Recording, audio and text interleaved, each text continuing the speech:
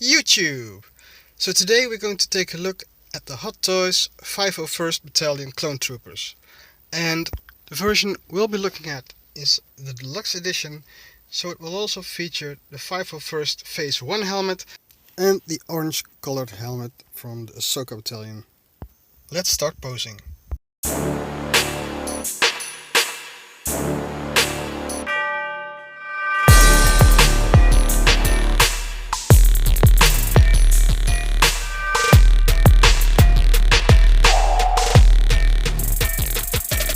So, except for the light up feature in Cody's arm, you can use every pose I did in the Cody's video for the 501st Clone Trooper.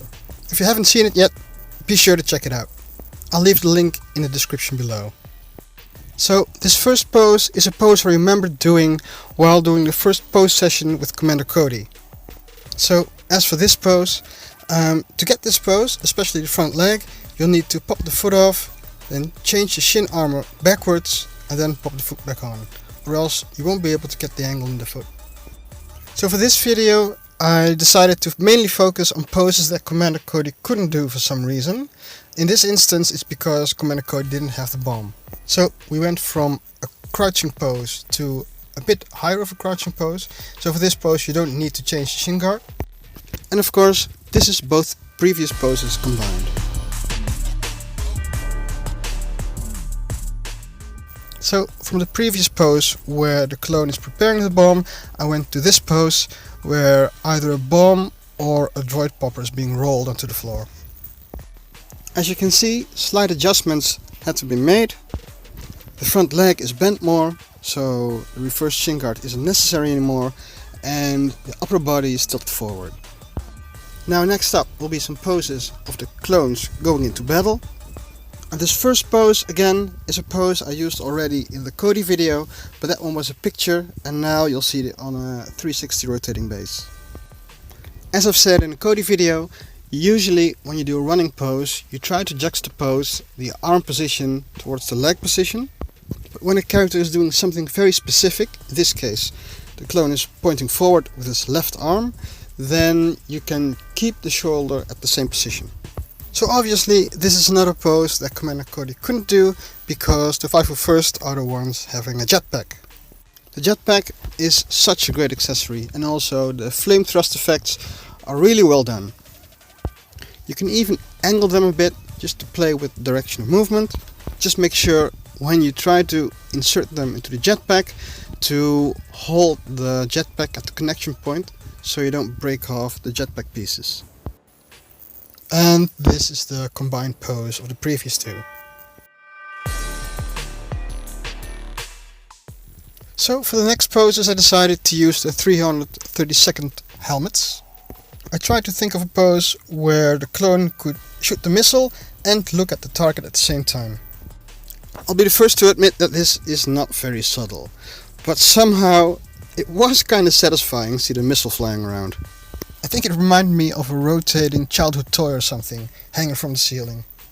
So, even though this wasn't the best, I'm already excited to see what you guys can come up with. Okay, so I'm not a Star Wars expert, but this kinda seems like the Star Wars equivalent of a Gatling gun. I suppose it's not as heavy as a regular one, but still these kind of guns should have some significant weight, which I tried to represent in the pose, which is kind of a deeper stance. And I think if you're going to army build, it would look best if you keep this guy's pose wider than the pose of the other clones. Which is cool because it adds some extra diversity. So after this, when I thought about new poses I could do, I was thinking it might be cool to show how the battalion was going to battle. I used the Cody head sculpt because I think it's cool that you can use that one with almost any trooper you can find. And for the sake of diversity I used two different guns. And these troopers are walking in base.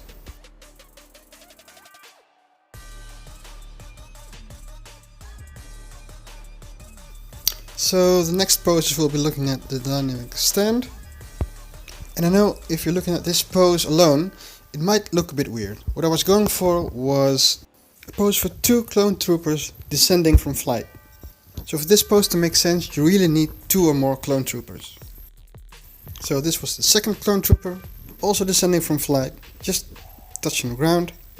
The idea behind this one is that the two clones are not really in enemy territory yet, so they don't have to be full on guard, but still they have to be guns ready.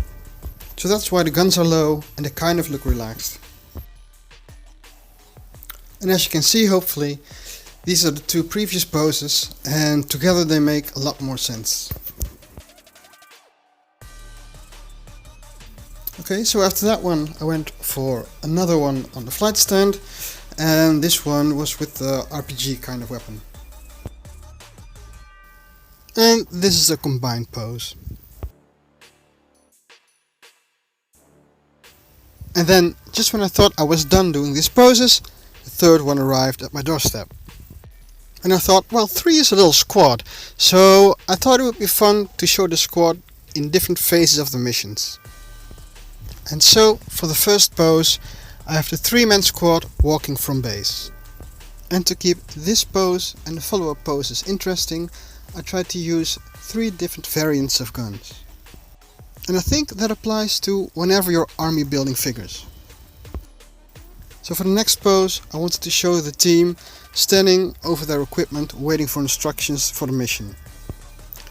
I'll keep using 3 variants of guns, and the Gatling gun will sometimes be switch start for the RPG. So I'll be able to show a short rifle, long rifle and heavier equipment. In this pose, the team is getting ready to deploy and they're doing final checks on their equipment, and as you can see, I keep using the Cody head sculpt whenever I can.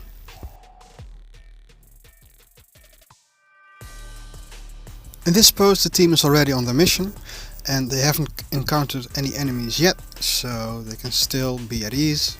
So at this point they're not really expecting enemies yet, so they're a bit relaxed but still on the lookout, and one of the clones still has his helmet off. And as I said before, I try to have the clone carrying the Gatling gun with a bit of a wider stance than the rest, to emphasize the weight of the gun. So in this pose the squad has made enemy contact, and as you can see, every gun deserves a different type of pose. And this is quite helpful, because if you're army building, this will make your display a lot more diverse and interesting. But also it helps to sell the story you're trying to tell. So as you can see, the shorter rifle is mobile, so the trooper can walk while shooting. The long rifle needs an immobile, stable base, so the trooper will be standing.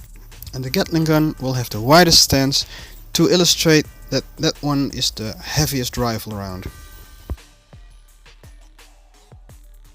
So for this pose, our 3-man squad is still in heavy battle. But this time it's more of a long range battle. So the Gatling gun clone trooper will lay down some covering fire, and the long rifle clone trooper is using the other clone's shoulder as support. All while the trooper with the blaster is taking cover.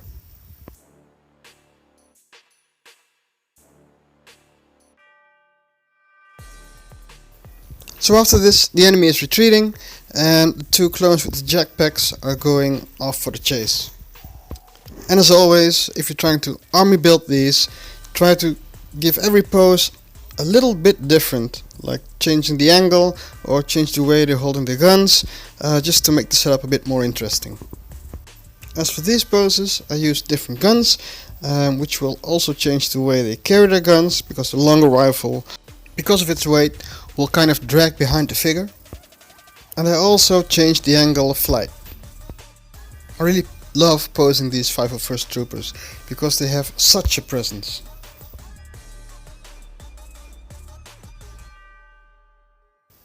Okay, in this pose I won't really count, because this was a what if this 501st stormtroopers were enemy characters kind of pose. So, if you came to the end, thank you for watching. Please like and subscribe, because it helps to grow the channel a lot. And let me know in the comments down below if you have any suggestions for the format or for figures you would like to see. And if you'd like to have some more posing content, please join our Facebook group 6 Scale Poses. That's it. Thank you and see you next time.